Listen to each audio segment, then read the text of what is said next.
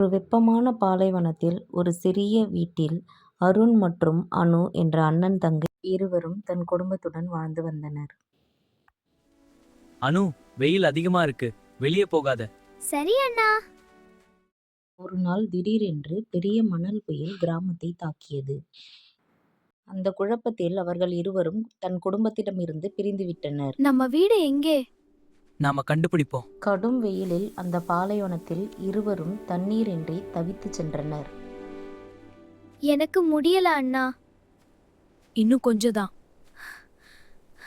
என்று தன் தங்கையை சமாதானப்படுத்தினான். இரவும் ஆனது. தனிமையில் இருவரும் பாலைவனத்தில் அமர்ந்து கொண்டிருந்தனர். நீ தூங்கு, நான் இருக்கேன்.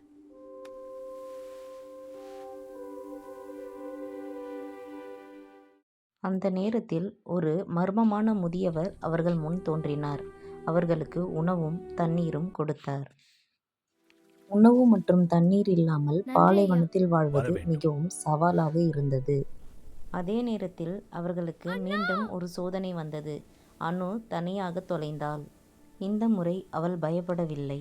தன் அண்ணனை நினைத்து தன் வழியை தேட ஆரம்பித்தாள். நான் பயப்பட மாட்டேன், தைரியமா இருப்பேன். சில நேரங்களில் அன்பு கூட வழிகாட்டும். அனுவும் அருணும் ஒன்றாக இணைந்தனர். சேஃபா இருக்கே. பின்பு வறண்ட மண்ணில் காய்ந்த தரையில் மழை பெய்ய ஆரம்பித்தது.